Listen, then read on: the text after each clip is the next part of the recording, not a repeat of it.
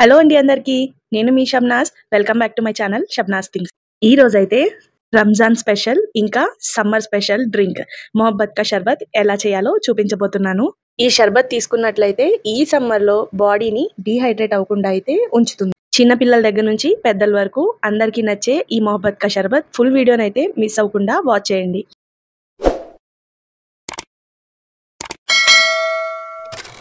శరీరానికి ఎంతో చలవ చేసే సగ్గుబియ్యాన్ని ఈ షర్బత్లో మెయిన్ ఇంగ్రీడియంట్ అని చెప్పచ్చు.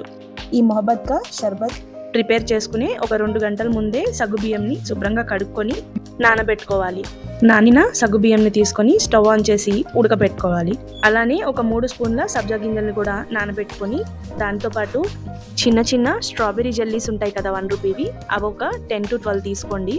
కావాలంటే వాటిని మీరు చిన్న చిన్న స్లైసెస్గా కూడా కట్ చేసుకోవచ్చు. నేనైతే సింగిల్గా అలానే పెట్టేశాను. సగ్గుబియ్యం అలానే సబ్జా గింజలతో పాటు మార్కెట్లో గోంద్ కటోరా అని దొరుకుతుంది. సో సగ్గుబియ్యం నానబెట్టినప్పుడే కొంచెం గోరువెచ్చని నీళ్ళలో గోంద్ కటోరాని కూడా 2-3 గంటల ముందే నానబెట్టుకుంటే చక్కగా నానిపోతుంది.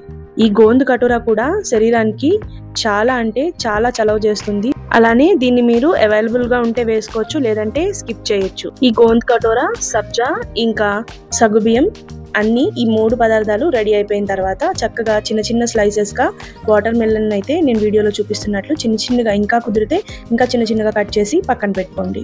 ఈ మొహబ్బత్ కా షర్బత్ ప్రిపేర్ చేసుకోవడం చాలా అంటే చాలా సింపుల్. ఈ షర్బత్ లో మంచి ఫ్లేవర్ కోసం ఒక ఇంగ్రీడియంట్ అయితే యాడ్ చేస్తాము. దాన్ని యాడ్ చేసేటప్పుడు మీకు చూపిస్తాను. అన్ని ఇంగ్రీడియంట్స్ ని పక్కన పెట్టుకొని ఇప్పుడు ఒక బౌల్ తీసుకొని బౌల్లో కాచి చల్లార్చిన పాలను అయితే తీసుకోవాలి. అలా తీసుకున్న పాలల్లో ఇప్పుడు మనం అన్నీ రెడీ చేసుకుని పెట్టుకున్నాం కదా, వాటిని ఒక్కొక్కటిగా పాలల్లో యాడ్ చేసుకుంటూ వెళ్ళాలి. ముందుగా వాటర్ మిలన్ పీసెస్ని వేసుకున్నాను. ఆ తర్వాత స్ట్రాబెర్రీ జెల్లీస్ని వేసుకున్నాను.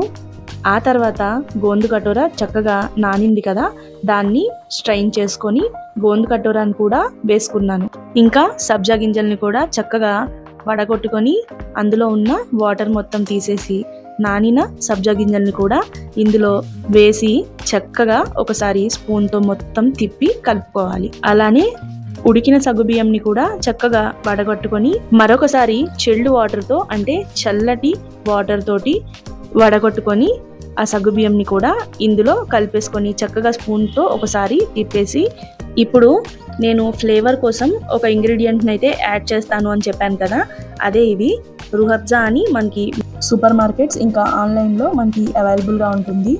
మంచి రోజ్ పెటల్స్ ఫ్లేవర్ అయితే ఉంటుంది. దీన్ని ఒక 2 స్పూన్స్ వరకు యాడ్ చేసుకోవాలి. ఇది కూడా వేసిన తర్వాత చక్కగా స్పూన్ తోటి మొత్తం కలుపుకుంటే చూసారు కదా కలర్, అలానే మంచి ఫ్లేవరబుల్ స్మెల్ కూడా వస్తుంది.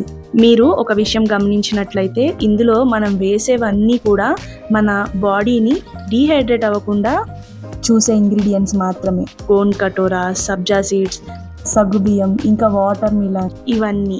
అలానే మీకు కావాలంటే ఇందులో దానిమ్మ గింజలు ఇంకా ఒక 1 అవర్ ముందు కావాల్సిన డ్రై ఫ్రూట్స్ని నానబెట్టుకొని చక్కగా చిన్న పీసెస్గా కట్ చేసుకొని ఇందులో వేసుకోవచ్చు. అన్నీ యాడ్ చేసిన తర్వాత చివరిగా కొంచెం షుగర్ యాడ్ చేసుకొని, అంటే మనం ఎంత స్వీట్ ఇష్టపడతామో ఒకసారి చెక్ చేసుకొని, రూహబ్జా ఆల్రెడీ స్వీట్గానే ఉంటుంది. సో ఆల్రెడీ ఇందులో వేసే అన్నీ తీయగానే ఉంటాయి కాబట్టి ఒకసారి మనం చెక్ చేసుకొని వేసుకుంటే మంచిది షుగర్. అంతే. లాస్ట్గా చల్లగా చిల్లుగా తాగితే బాగుంటుంది కాబట్టి ఐస్ క్యూబ్స్ కూడా యాడ్ చేసుకొని సర్వింగ్ గ్లాస్లోకి సర్వ్ చేసుకోవడమే. తప్పకుండా మీరు కూడా ఒకసారి ఈ మొహబ్బత్ కా షర్బత్ని ట్రై చేసి చూడండి. చాలా అంటే చాలా నచ్చుతుంది. మీరే కమెంట్ చేస్తారు చాలా బాగుంది అని చెప్పి. సో లేట్ చేయకుండా వీడియోనైతే లైక్ చేయండి. ఛానల్ని ఫస్ట్ టైం చూస్తున్నట్లయితే కనుక వెంటనే సబ్స్క్రైబ్ చేసుకోండి. మరిన్ని మంచి రెసిపీస్తో మీ ముందుంటాను.